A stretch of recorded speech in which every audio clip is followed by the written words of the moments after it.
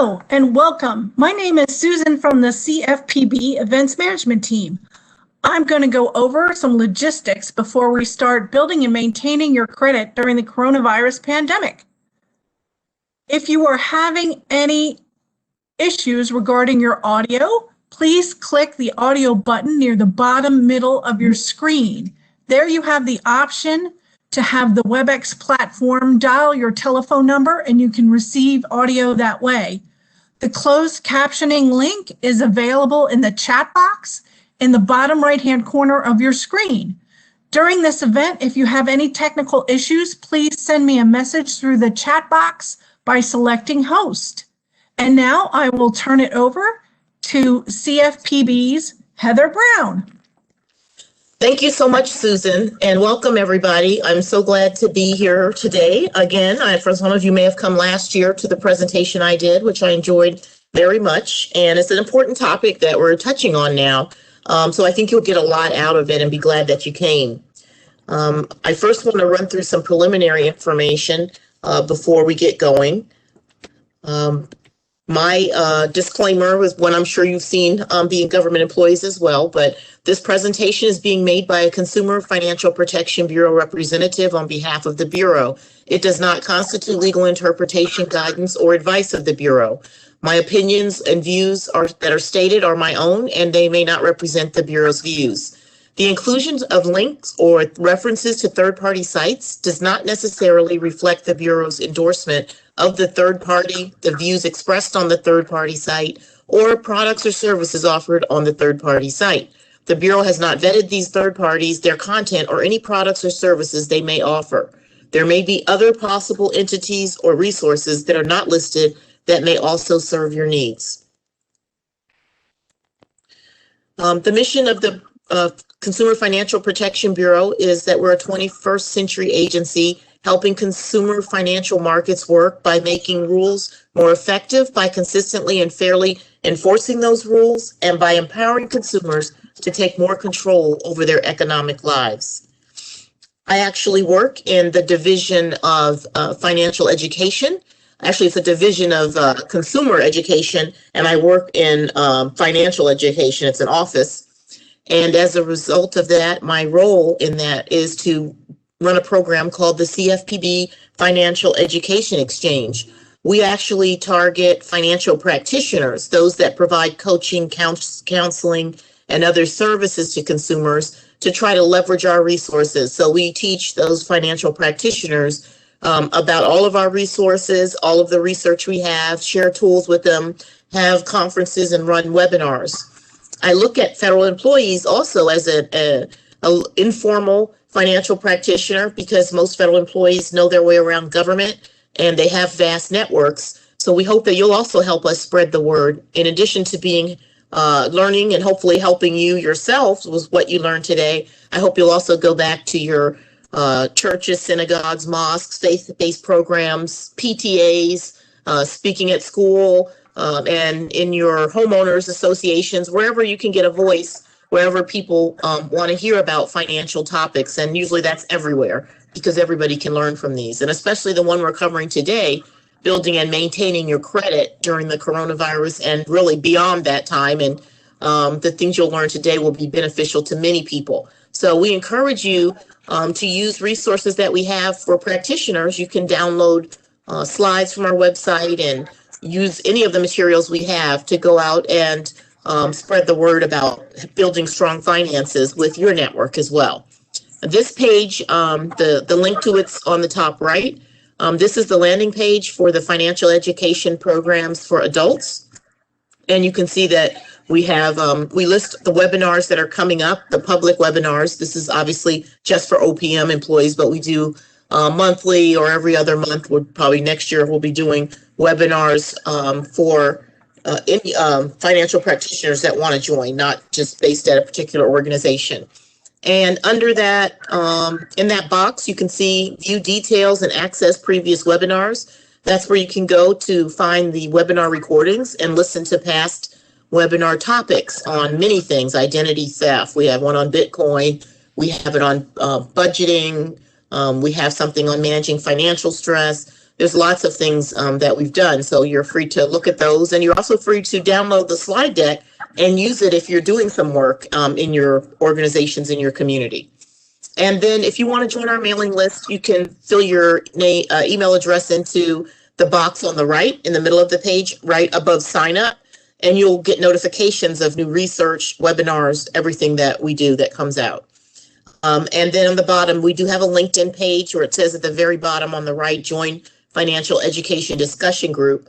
If you click that and request to join, then we'll admit you when we go through every couple of weeks and admit people that have requested to join. So you know your way around our Adult Ed webpage now to help yourself, help your family members, your adult children, and we'll move on to point out a couple of things. I'm going to show you our coronavirus webpage in a minute, just the landing page for that, but the link is at the top. The second link is to order copies of our publications that are bound or printed in 4 colors. You can order just one for yourself, and you can also order bulk copies if you're going to go speak to your classroom or another group of people, and you can ship them directly to your home or to other locations. And, you know, we ask that you do that and feel comfortable. I mean, as long as you're using them and getting them out, that's what they're for. And because we're a small agency of less than 1,500 people, we really have to leverage our resources and get others to spread the word as well. The third bullet is the email that you can send a note to if you would like to receive a copy of the slides. I'll also probably, I think we already have, if you haven't, send a copy to Joy. And thank you, Joy, for inviting me and arranging this. And she can also get some to you, but feel free to send an email to me and we can send them to you directly. The LinkedIn is the second from the bottom, and the last one is the landing page that you saw for the Adult Ed page. So that's a quick page you can take a picture of, or you'll see it on your slides when you get them. This is our coronavirus landing page. It's a very robust content. It can be a one-stop shop for any of your questions on issues around coronavirus and things that relate to your finances. You can see that we have 4 main portals if you look sort of at the bottom section under the green bar. Mortgage and housing assistance. We have a very, very informative mortgage and housing assistance page. It talks about what to do if you're getting behind in your mortgage. It talks about forbearance programs, how to interact with your mortgage servicer, what your rights are with them. And it's done in tandem with the HUD. So we got the experts in housing to come with us and help build that page. So it's a really great page for you to refer others to if you know of people that are struggling, as many are now, to keep up with their mortgage or their rent. On the right, we have all of our specific CFPB things under managing your finances. And then if you go to the second row on the second left, student loans, that page also talks about what to do if you're behind on your student loans. Of course, all student loans should be in forbearance now till the end of September. So we'll talk about that. It should not be on your credit report at this point. And you should be getting 0 interest and nothing capitalized until that time when it ends. But all those details are there. And then we also have a really strong page on avoiding scams, because we know that scams are up significantly, like triple from what they were last year, because everybody's doing things online, e-commerce. And so cyber criminals recognize the opportunity and are scamming and doing practicing identity theft. So it's more important than ever to check your credit report and stay vigilant about your finances. And we'll talk about that some more. Appreciate it if you put any questions you have in a chat, and I will get to all the questions at the end, or as many as I can. And that way I can stay on track with timing. And if for some reason I can't get to some questions, I'll try to get them answered and send them to Joy so she can share them. All right, so we're going to jump right in. And again, I would like you to be aware that this, what we're going to go through at Credit Reports and Scores is Module 7 for In Your Money, Your Goals. So this is a slide deck that you can download from our webpage at that location I showed you earlier if you want to use these slides in the future to teach what you've learned to others, which I hope you will. Okay, so the first thing I want to talk about is what is credit. And everybody has a different idea of credit and what that means. So I'd just like to get to a common denominator on it before we move forward. And so credit is actually, when we talk about it, it's your ability to borrow money and repay it later. And so that's a wide definition of credit. And so when people talk about credit, sometimes they're speaking of a credit card, and that is in fact credit. But credit can also be, borrowing from a family member and paying them back. They've given you some credit and some financing. Usually you don't pay interest, but sometimes you might if it's a large amount that you're borrowing. Sometimes you can get a favorable interest rate from a family member. They're happy to get something extra later, and it's still less than what you would pay a finance company. We actually have some resources coming about how to borrow from family members that if you join our mailing list, you'll see. And it talks about how to write an agreement, and make sure that you do it in a way that, preserves your family relationship and it preserves the agreement as well. And then debt is the money that you have to repay when you use credit. So if you're using credit robustly, then you're going to have a lot more debt. But you can have credit available without having debt. And we'll talk about that. And so we'll talk about ways to improve your credit report and also improve your credit score. So when you use credit, that actually creates a credit history. And there are people that don't have a credit history in the United States. There's millions. We did a study on it at the CFPB, millions of people that we call credit invisible, meaning that if they went to pull down a credit report, they wouldn't get anything. Why? Well, because they probably have never had a credit card. They've maybe never had any credit accounts. They may have bought one of those prepaid mobile phones and not use a phone account. And so it happens quite a bit, particularly for newcomers to our country. Oftentimes they will not have a credit history, although that is changing. It's starting to, there are some companies that are starting to have international credit bureaus that are trying to track it. It's going to be a long time before it's going to be, I think, relied on, but I think it's coming, and maybe, in the next 5 years, we may see it being used more. But for now, typically it's within the country that credit's tracked. And if you usually move to another country and reestablish, you start over and your credit invisible in that country. So that's what happens to some newcomers. And there's other reasons, young people that maybe never had credit and didn't have a need to because their parents got their phone and took care of some of the things you normally would get credit on. And so they don't realize that they're credit invisible till they start to try to move out and may not have credit established. So once you create your credit history, that's all of the ways that you have borrowed money and your pattern for paying it back. That gets compiled into credit reports. And the way that happens is they have individuals they call loan furnishers. And those are basically the lenders that you deal with, your mortgage company, the person you have your auto loan with. If you got some new windows and you did it on credit, your retail credit for clothing stores, all of those, what we call trade lines, those lenders, those people that you're borrowing from, they are lenders, but or using their credit, report to credit bureaus, and they let them know at a periodic time whether you've paid on time, whether you've paid late, how much your credit is, what amount your credit line is, and how much of that credit you've used. And that information is what makes your credit report. And then the credit reports are used to calculate your credit score. So the information in your credit report is what drives your credit score. And I'm sure, as many of you may already know, that FICO, Fair Isaac Credit Organization, is a company, and their names become known, basically synonymously with credit. So people say, well, your FICO score instead of credit score. But there are some other smaller companies that are running algorithms as well. But basically, FICO takes all the information and they do analysis and they determine what are the things that are most likely to determine how likely a person is to pay a loan back. And they even have them product based, and we'll talk about that, where how likely are you to pay back an auto loan? How likely are you to pay back a mortgage loan? How likely are you to pay back retail loans? And each of those can be a different type or version of a credit report. But typically your FICO score of an individual ranges from 300 to 850 being the top. And 670 to 739 is what is considered a good credit score.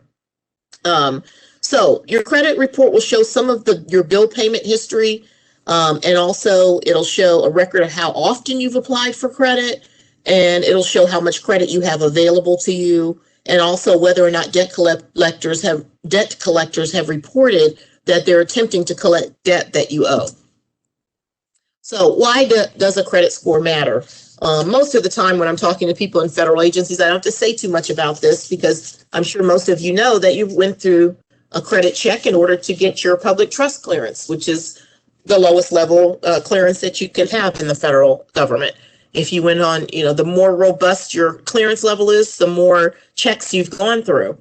But that's, one of the things that people often don't think about. Some people may say, well, I don't have to worry about my credit because I'm not thinking of getting a loan. Well, it's getting more and more common to have employers run a background check on individuals, and that includes a credit check. So it can impact your ability to get a job. And that's particularly true if you have a security clearance, like you're either a contractor with security clearance or you're in the government. And also, of course, the military. And in fact, the military reports that they unfortunately have to discharge over 1,000 people a year because of credit issues. And that's one of the ways that, is pretty easy to get discharged from the military. So even if you're doing everything right, if you run into those kinds of issues, that's a problem. And they perceive that as a threat to, their security, because people that have financial trouble usually are more easily influenced about money and bribes and things like that. And that's why all businesses tend to do some sort of a credit screen, of the ones that do. So it's definitely a readiness issue for the military, and they actually have invested a lot of money. They have conferences where they're certified. They have over 300 certified financial practitioners that help the individuals that start to get into trouble to get their credit straight. And so, it's just important to understand how credit just runs through every fiber of what we do in life. Of course, getting an apartment, often they're going to run a credit check on you, particularly if it's a property management company, but even now individuals are doing that. And so when they run that credit check, if your credit doesn't come back strong, they may choose not to rent to you, and they may just choose to make you pay a higher deposit. So where they may ask for 1 month's deposit for somebody with good credit, they may ask for 2 if you have moderate credit. They might ask for 3 or more if your credit's not good. And of course, to purchase a mortgage, you typically have to have a credit score of around 620. I think FHA says that lenders can go as low as 520, but most don't go that low because the risk is higher and the underwriters often won't clear that. Getting insurance now is becoming very prevalent. They will often do a credit check for auto insurance and homeowners insurance and other types of insurance. Also, if you have a low credit score, it can impact the amount of deposit you have to pay on your utilities, your electricity, your landline, and your cell phone plans as well. And sometimes you can have to pay a pretty substantial deposit for like gas and electricity if your credit's not strong. And of course, if your credit's strong, oftentimes if you're just moving, within the area, they don't charge you anything. And of course, getting credit cards, we're going to check your credit. And so improving your credit score is really important because a low credit score costs you money.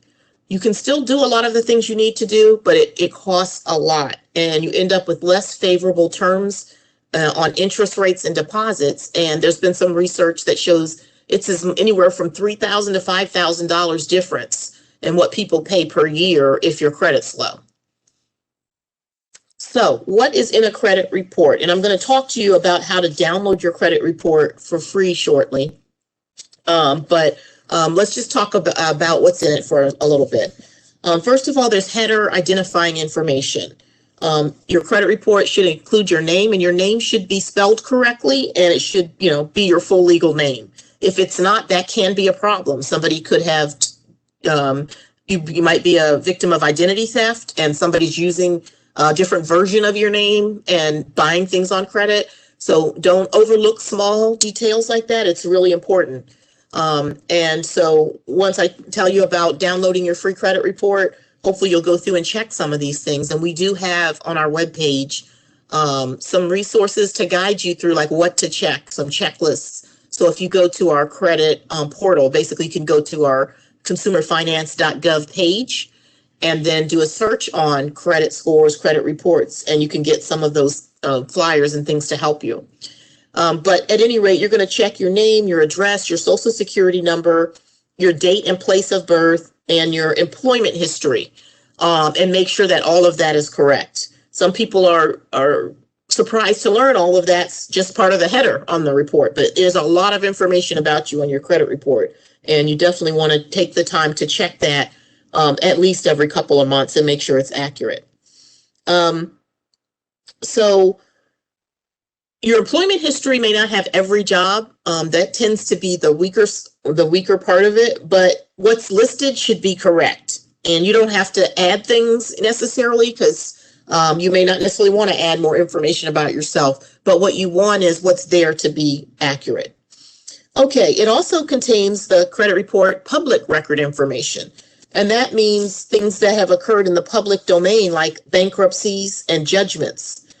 There used to be federal and state tax liens on the credit report, but that was removed a couple of years ago. So if you check your credit report and there's any state or federal tax lien on your credit, you need to call that credit bureau and ask to have that removed, because that should not be there. The credit report does not include records of arrest or convictions. There are some specialty consumer reports now that are being generated by companies like LexisNexis, which have a lot of information on you. You can also get free copies of those. You are entitled to one of those a year. And it's worth checking some of those also to see what's there. And they have a lot more information than some of the other reports that it's not legal to do. So they gather things sometimes from the public domain to do that. Marriage records or adoption should not be on your credit report. And civil suits that have not resulted in judgments. And when we say judgment, we mean you were sued, the court said you were found guilty of whatever the complaint was, and as a result that you had to pay compensatory damages or something to someone, that amount that they require, they put it on your record and call it a judgment. So you civil suits that haven't resulted in a judgment should not be on your record either. So let's see. Those are the main things I wanted to talk about regarding what's in your credit report. Of course, the account information we already talked about. It will have every trade line, meaning every credit card, every mortgage, every auto loan should be on that report. And they will go back for a long time. You may have something that you haven't used in a long time. Maybe you even closed it. It'll often still be on your credit report as closed. It probably is having no effect on your credit report, because the older things get, the less influence they have, and over time they pretty much fall off or are no longer important. But at the same time, it's good to check and make sure even the older things are reported accurately. And of course, it also has inquiries made to your account, and that means who has actually been checking your credit. When you check your credit, it will not impact you. And so I think I gave away one of our questions now by telling you that, but just be aware. A lot of people have a mistaken feeling that if you check your credit yourself, that it hurts you. No, but it does matter how often your credit is checked, and we'll talk about that in a little bit.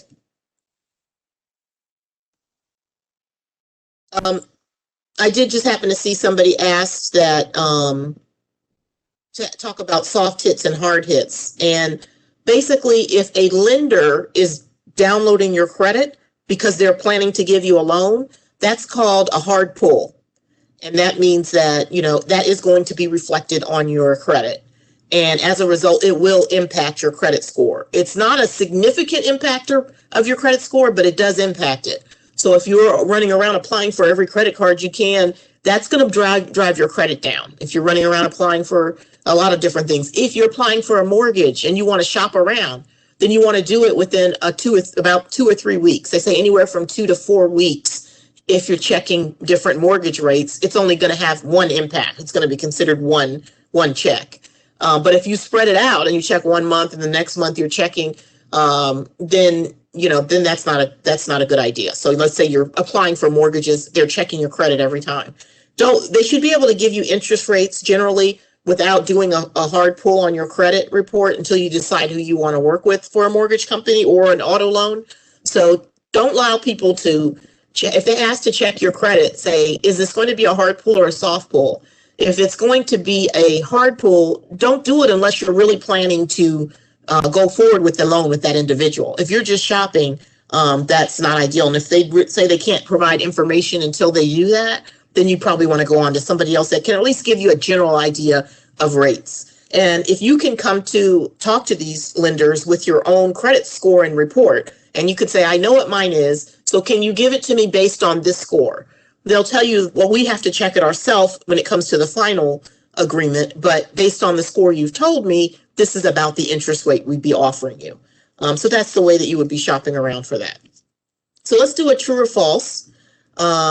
Everything falls off your credit in 7 years. True or false?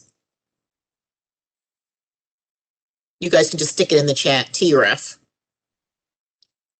That is false. Yeah, so basically, everything negative, most negative things will fall off your credit report in 7 years. However, bankruptcies can take 10 years to be removed from your credit report, and positive information can stay on indefinitely. So if you filed a bankruptcy, it may take some more time to get off, but I take heart that, I know of people that have filed bankruptcy and still get credit card offers. The interest rates aren't the greatest, of course, but at least they're still able to do that. So a lot of people are really afraid and discouraged. Of course, nobody wants to have to go through that, and it can affect your employment and other things as well. So we should do everything we can not to, but sometimes it's unavoidable. You have medical debt that was not expected, or some other things happen that, sometimes we just have, life takes a bad turn for people that, either you can recover from bankruptcy and have a strong credit later. And it may seem to take, it takes a while, but you'll get there, and it's always hard when you take a new start. So keep that in mind if you are experiencing it or someone you know is. Negative information can appear on your credit report for about 7 years. We said bankruptcies can take up to 10. Civil suits and judgments if you've had a suit and it became a judgment, it can be reported for 7 years or until the statute of limitations for your state expires. So if you have some sort of a judgment or civil suit on your credit and it's been a while, you might want to find out what the statute of limitations is in your state. And sometimes you have to ask to have these things removed. They don't just come off. And in fact, most of the time you do. So definitely check and see if any of those things are on there. Additionally, medical debt is a fairly recent one. I think within the last year and a half, should not be on your credit report unless it's more than 6 months old. So if it's older than 6 months, it can go on the credit. They try to give you a grace period because they understand there's challenges with whether the insurance paid or you paid or was your doctor paid in full. And so a lot of people are having inaccurate credit things on their medical record wise on their credit. And they decided to say, okay, that can't be reported immediately. It can be reported 6 months after if it has not been paid or collected. Okay. Let me see if I missed any other thing real quick. Somebody else asked me, did I say to check the credit report monthly? The Eventbrite description says participants will learn how to check their credit report weekly, and that is correct. So we're going to talk about that. Normally, you can only get three. You can get each of the 3 major credit bureaus will provide you a free credit report every year. So what we recommend is that you pull down one, in January, and then 4 months later you pull down the second bureau, and then 4 months later you pull down the other bureau. That way you can spread your free reports out, but still monitor your credit over time. Fortunately, one good thing that's come out of the pandemic is that the credit bureaus are allowing people to download their credit reports weekly from all 3 bureaus. So now you can literally go in to, and we'll see this link in a minute, so you don't have to rush to write it down, but you can. It's annualcreditreport.com, and you can pull your credit report down weekly. That won't last indefinitely. I think right now last time I checked, it said till the end of April. My guess is they've probably extended that now. But at any rate, yes, you can pull it down weekly now. That won't be ongoing, but it's always been at least annually. Okay, fact or fiction, a true or false? I only need to look at one credit report annually because they all have the same information. We've just answered that. False, correct, Denise. The idea is that we want to look at all of them, and they all can have very different information. Different credit reporting agencies often have multiple products. Like one credit reporting agency can have a auto loan credit report, a mortgage credit report. They may have a special employment credit report that they give to employers that has different informations and a different algorithm for the score. So the scores can also change with the reports, and usually do. They also have versions, like one year they had it and they made a small change, and there's version 2. I think like the mortgage credit reports have up to 9 versions now, but HUD only underwrites or approves certain versions for underwriting. So some of the newer ones aren't really used as frequently yet because they haven't had that stamp of approval. So it's really complex. There's many more credit reporting agencies than the big 3, Equifax, TransUnion, and Experian. Those are the ones we've most heard of, but there are more. And so they have smaller credit reporting agencies that have their own different algorithms. And there's just, there's also some predatory stuff. I shared with the group yesterday that I had went to buy a car, and one place I went gave me a credit report and said that my score was way lower than what I knew it to be because I went in knowing what it was. And they gave me a crazy high finance charge, and the payment was going to be double what it should have been. And so I asked what credit they were using, and they have to let you know. They don't have to give it to you at the moment, but they're supposed to at least mail you. If it's an adverse credit decision, the law says they have to mail you a copy of what they used to make that decision. And so I found out they used a credit bureau I had never heard of. And they were basically probably doing that because they know that if they can charge more for lower credit scores, so it was their benefit to charge more and to show me a score that was lower. So you never want to walk in and let someone tell you what your credit score is. You want to know what that score is going in. Okay, let's see here. Let's move on. So we just mentioned the top 3, Equifax, Experian, and TransUnion. And this is the website where you can actually download your free copy. And again, every week during the pandemic, and in traditional times, it's once a year for each of these. So again, rather than when this ends, the once a week opportunity ends, we encourage you to spread them out, and rather than download them all at once, download one every few months, unless you know you're getting ready to try to get a mortgage or something and you really need to see each one. Sometimes you can ask your mortgage company, which do they use? You can have a lot of communication around this that people often don't realize. And so finance, and I was told that I should, there was something that was on one of these credit bureaus on my report that shouldn't have been. And I called them and asked them to take it off, and they took it off immediately. And then they rescored it immediately once it was removed, which put me where I needed to be for my refinance. So there is some flexibility. It's not you sitting there, taking whatever comes. You have rights. It's your information, and your information is their product. So you need to make sure that you stay involved and watch it so that you can protect your rights. Okay, if you are under 18, you typically don't have a credit report unless you are an authorized or joint owner on an account. You're an emancipated minor. In other words, you were in foster care and decided to not go into foster care and just live on your own. Or sometimes people get emancipated from their parents because it's not a healthy situation for them. And so you've gone through the court and you have that, then you'd be considered an adult. That's more rare.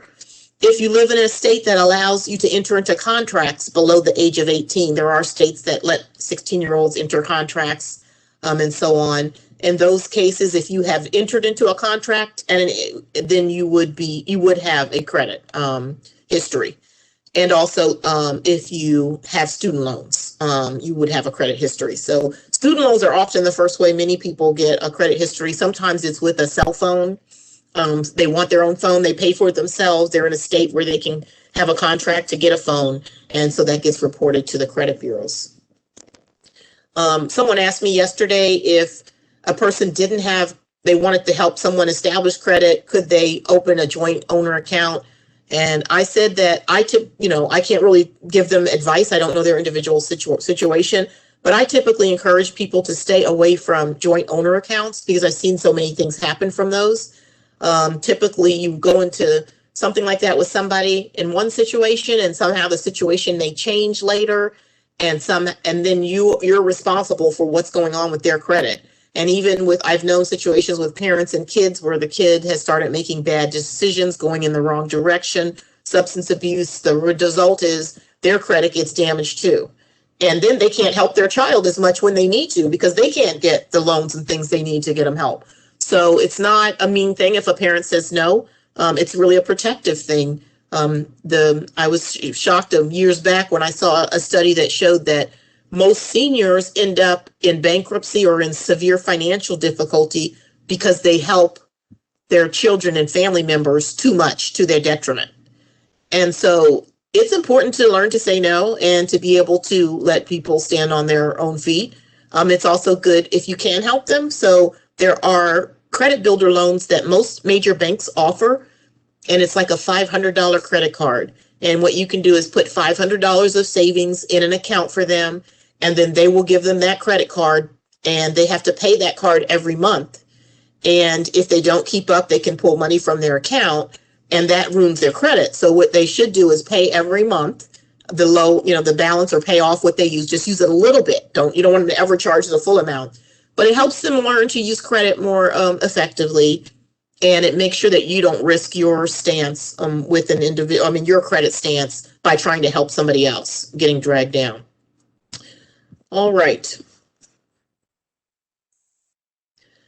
So we talked about this. If I pull my own credit score, it'll impact my score. We know that is false now. You pulling your own score does not impact your score.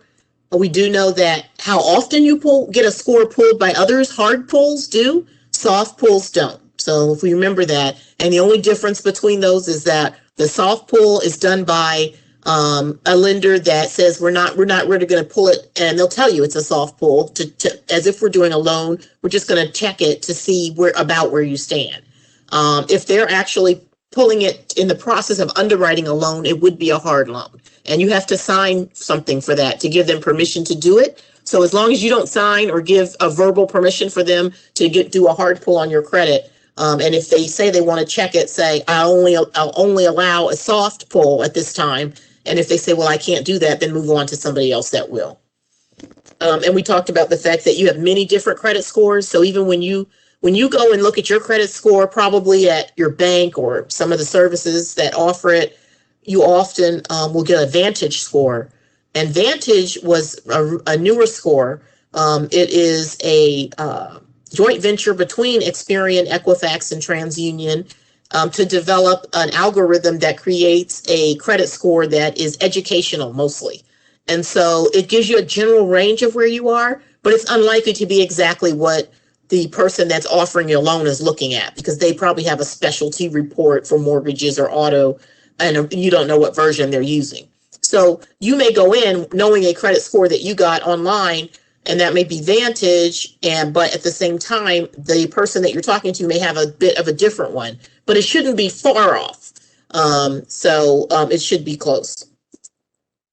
So this is a very instructional chart. I think it's very helpful. What it shows you is the percentages of how much each category determines what the outcome of your FICO score is, that Fair Isaac Company score.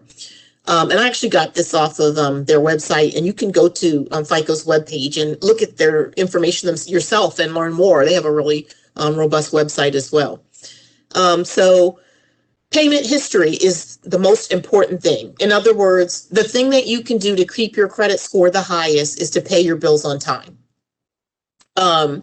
Paying your bills on time, and that means within the due date cycle of the 30 days that's required, will keep a high credit score for you. In fact, it's been fairly new that I've learned that as long as you pay your credit card off in full each cycle, it really, really helps your credit score. So let's say that, let's say you make, $500 in a week, and you have a $500 credit score, $500 credit card.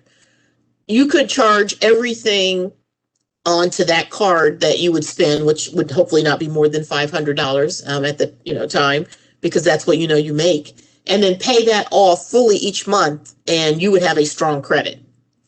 But if you carry balances over, that's where you start having trouble. So when you pay the minimum balance and you're carrying a really high balance on your card, that is a very big ding to your credit. And I've seen credit scores jump as much as 60 points by just not doing that, like paying that card down and not carrying that heavy balance. So many times people feel like at least you're paying it on time. If you pay the minimum balance, at least you're timely, because that's also important. But the history is critical. Then the next is the amounts owed. And we'll talk about this some more, but amounts owed sort of leads us to credit utilization. How much of the credit are you using? What percentage of your credit card are you using?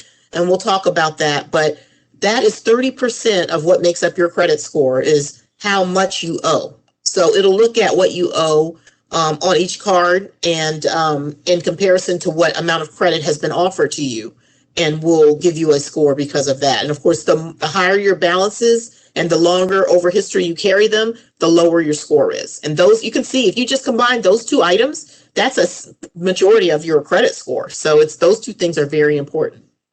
The length of the credit history. So if you have a long credit line that you've had for 20 years and paid it off on time, that's going to have a strong positive impact.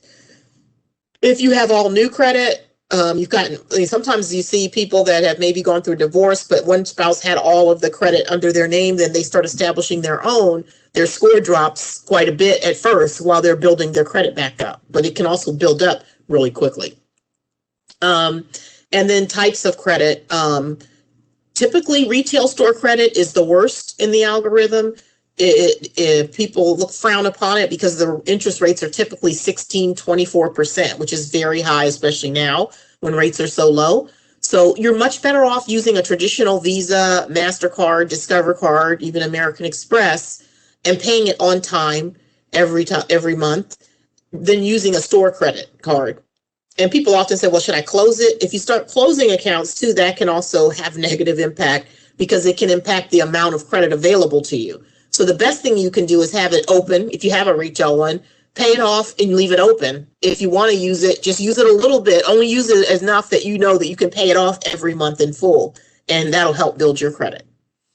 And then new credit, that goes back to the whole credit checks. Looking at the number of credit inquiries on your account indicates what kind of new credit you're after, and that's a 10%. So you can see, even if you are doing it a lot, it's not the biggest hit, but it will have an impact on your credit.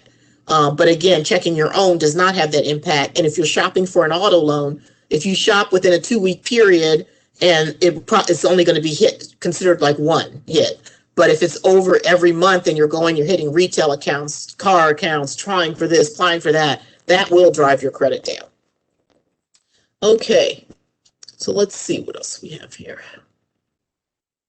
So credit utilization, we're just showing a calculation. It's pretty easy, really. In this case, this person has $5,000 of total credit available on their credit card. They charge $3,500 of that. So we basically divide $3,500 by 5,000, and we came up with a 70% utilization rate. That's a high utilization rate, and that's going to impact the credit every month when it's rescored. It's going to be lower than it needs to be, and probably quite a bit lower because you're using too much of that credit. And if you're not paying it off each time you're carrying it, that's not ideal. The target, people say, and none of this is hard and fast because different bureaus use different algorithms, but these are general rules of thumb, is 30% credit utilization. So basically, if your total available credit is 5,000, then you would want to multiply that by 30%, 0.3, and you'd have a $1,500 credit. You'd have $1,500 balance on your account. So with the $5,000 credit card, you'd want to have around a $1,500 balance, or just a third of whatever your credit card total available credit is. And you can see your total available credit on your bank statement, your credit card statement or loan statement. And you can see what's currently due or how much you've used, and you can run those numbers yourself. And you'll be surprised, that will make a big difference. So maybe you can't pay something down all the way, but if you can work to getting it under that 30%, you'll see a boost in your credit score. All right. So we talked about requesting the free credit reports already. Go to annualcreditreport.com and fill out this online form. I think the online is the best way to do it. You can call and there's a number there, and that takes a little bit longer to get. And sometimes you have to also be on hold. And you can also write them and ask for it. And of course, that takes the longest amount of time. And recently, my husband and I were downloading ours a couple weeks ago. And for some reason, one of the bureaus would not allow him to do his download his report. It said something didn't match. Well, when you go in and you start doing it, they'll ask you a bunch of questions. And what they do is they go to public records and they find out things about you. And so it may ask, which of these addresses have you lived at in the last 5 years? And you may be, how do they know that? All of it's they've gotten somehow through public records. Have you ever owned a home in this area? What type of car have you, or what is the finance company you pay your car to? And they'll have choices. And sometimes you have a hard time answering them for yourself because you may not remember. But if you miss one of those, they may not let you download it. That's to protect your identity.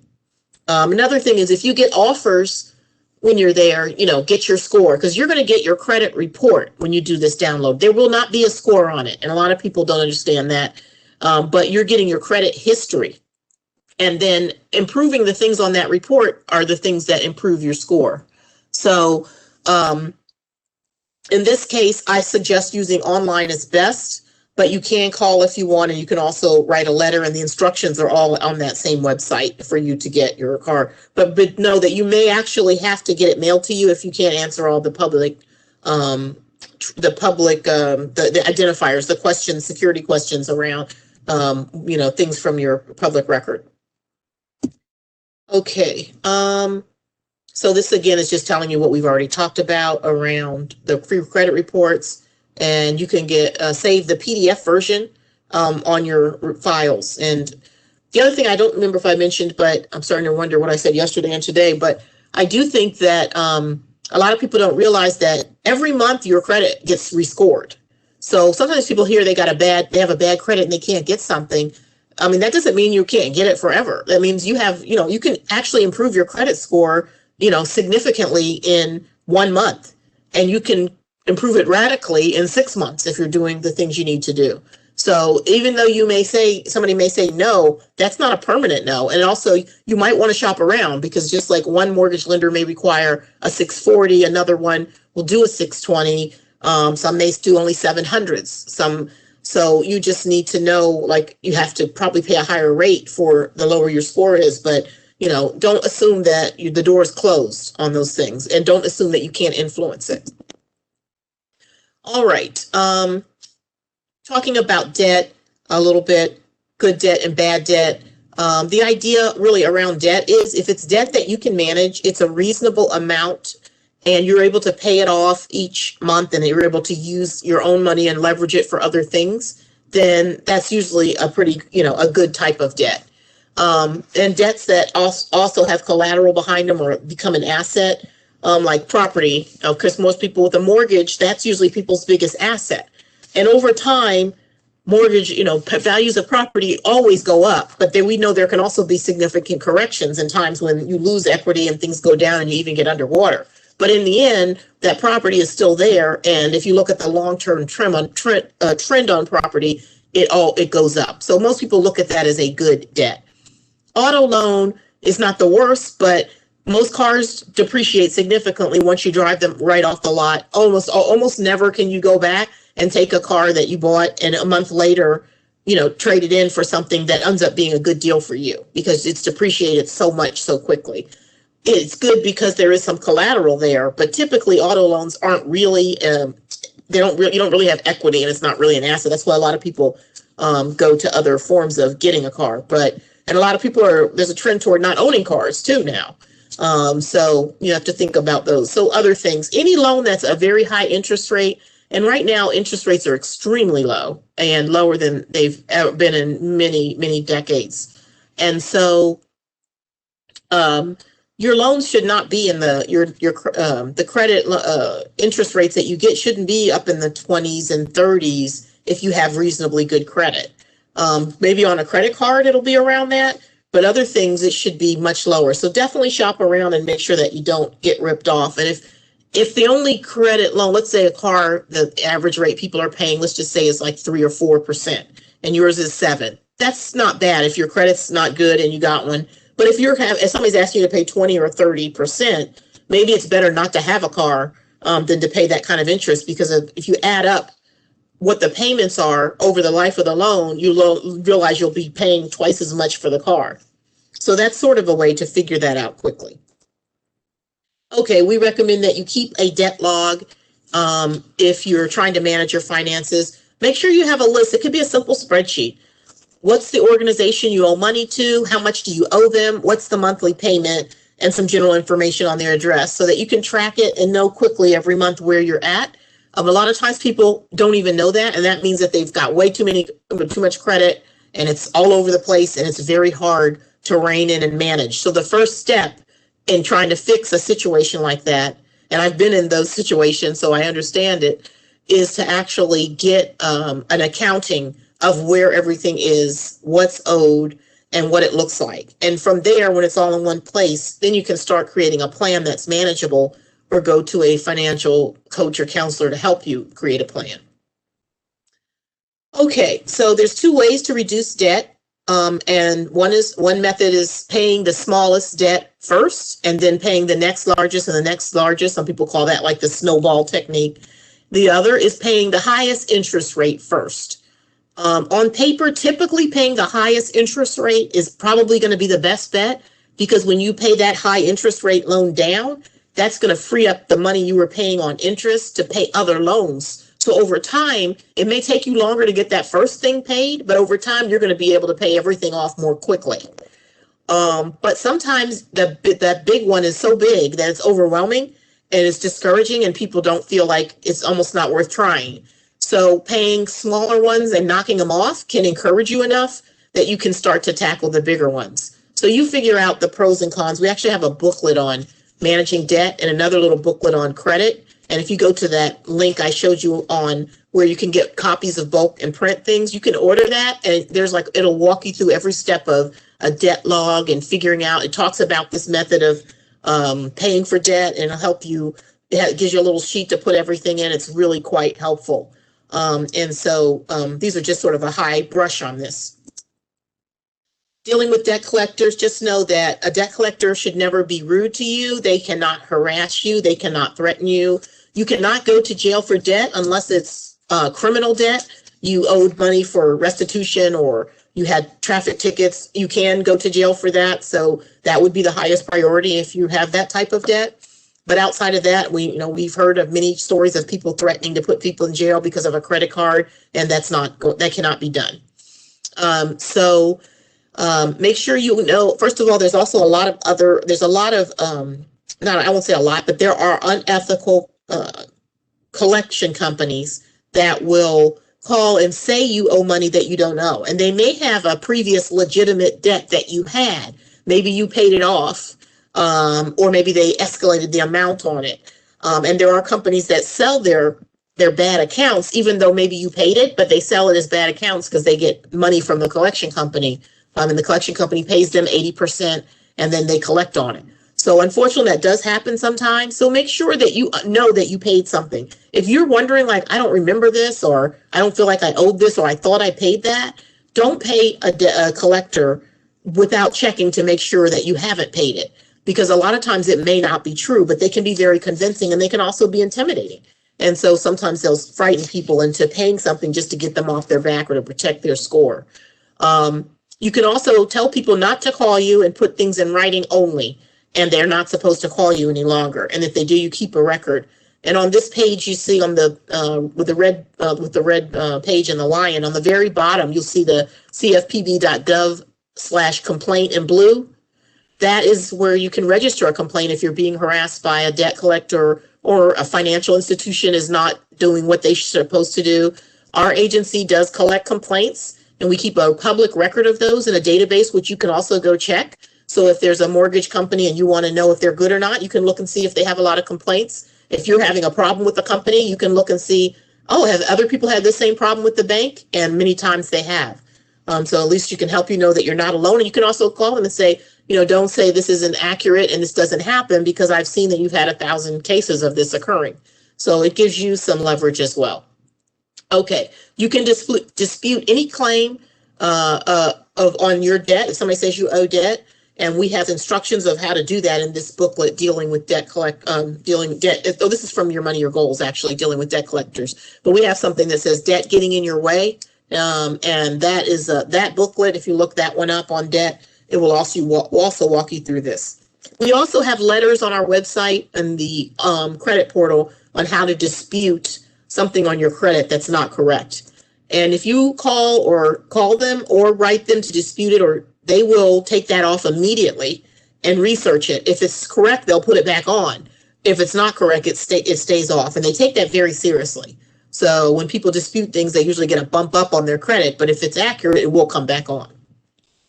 All right, so there are laws around, how people collect debt from you and how they may deal with you. And here are some of the guidelines that they can't do. And you can tell them, I'm aware of the Fair Debt Collection Practices Act, and you should not be talking to me in this abusive manner. And that straightens people out quickly. And they're usually being recorded, so they'll back down if you let them know that you know your rights. And don't just pay the squeaky wheel. Make sure that, in fact, what you owe is correct. Okay, we're running out of time here. I'll probably have to cut this from future because I didn't make it to here yesterday either. But identity theft is a big issue. If anything's weird on your credit report, it could be identity theft, so definitely look into it. You can put a freeze on your account. We recommend you do that if you have young adults that really don't have credit yet, so nobody uses it, because the identity theft folks look for credit that hasn't been used a lot so they can take it and start to run things up.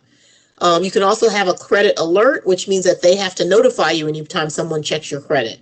So the FTC is in charge of identity theft, and they have a identitytheft.gov site, and you can check that out. And that site can tell you how to file a report too. If you are a victim of identity theft, you should file a report with identitytheft.gov, and they should then they will take a report, and that's like a police report, and that will give you the right to have like the extended security alert and things like that. So just be aware that if you ever run into that problem, that's the site to go to, identitytheft.gov. All right, this is the link to our consumer complaint. You can call them and file a complaint. Usually you've tried to resolve it yourself. It doesn't work. So you can reach out and file the complaint. And we keep a record of all those complaints. And also we send a note to the company. The company has to respond to us within 2 weeks. And then we can get back to you. So if you've got stuck, people won't listen, you can't get anywhere, this can really move things. There's been some amazing success stories where people have recovered hundreds of thousands of dollars that were taken from them that shouldn't have been, and they couldn't get anywhere until they filed. So we encourage you to use our complaint line. We're getting a surge in complaints, so be patient as a result of the coronavirus and things going on. Definitely continue to reach out. The best way to do it is to file it online. It's quick. You don't have to hang on, and you get a response back, and these do get moved. So we have a great consumer response team, and they're there to help you when you run into those kind of challenges. Okay, so we have like 2 minutes, and I'm just trying to see if I missed any questions. It doesn't look like I did. Predatory practices, can you report them like your car company? Yes, and this page is the information. Just take a picture of this and call our an email. I mean, the easiest way is to go to our website. In the top right corner of every page, you can click the complaint link and get right to the quick form you fill out online to ask about your complaints. You can even upload, I think, some information or documents. Be careful of what you upload. Don't upload, credit reports and private information. If someone needs that, they'll get it another secure way. I've heard issues with stolen identities of children. Yes. They usually go after children because they don't have a lot of record and people aren't watching it, so they can get away with it longer. That's why a lot of people are putting freezes on their children's credit. I should have done that for mine. I fortunately didn't have any trouble. But it's a good thing to do automatically. If somebody doesn't need to use credit, if they're not going to be applying for any credit for years, put a freeze on. You can even, a lot of people do it for their own, so nobody can mess with their stuff. You just have to remember to take it off before you apply for something. Okay, we thank you, Susan, for letting them know where to email. And thank you for the, let's see. Can you go back one slide just to write something down? Yes, I can. Go back a slide.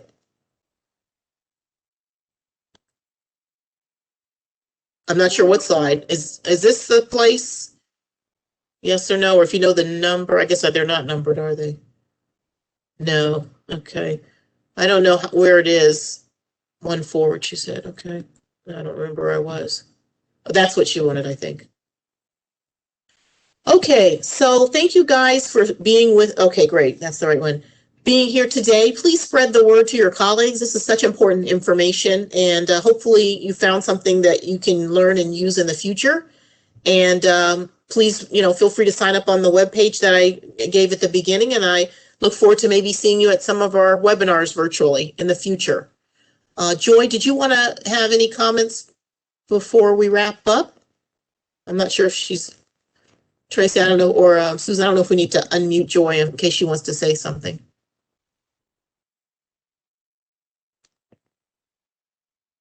Maybe not. I don't think I can do it. Let me see. Okay, Joy, you've been elevated if you wanted to say anything. Yes, I can hear you. Okay, yes, no, thank you so much, Heather. I really appreciate it. That was a wonderful presentation. For all that are registered, I will send out those slides that Heather's already provided to us. So I will send it out to you on email from the OPM benefits box and also with the survey as well. And if you have any questions or contact information or anything that she shared, it should be already on the slides, but you can always email us at opmbenefits@opm.gov. So thank you again. This was great. A lot of great information. I appreciate it so much, Heather. Oh, it was my pleasure. Thank you for having me. Everyone have a great day. Take care.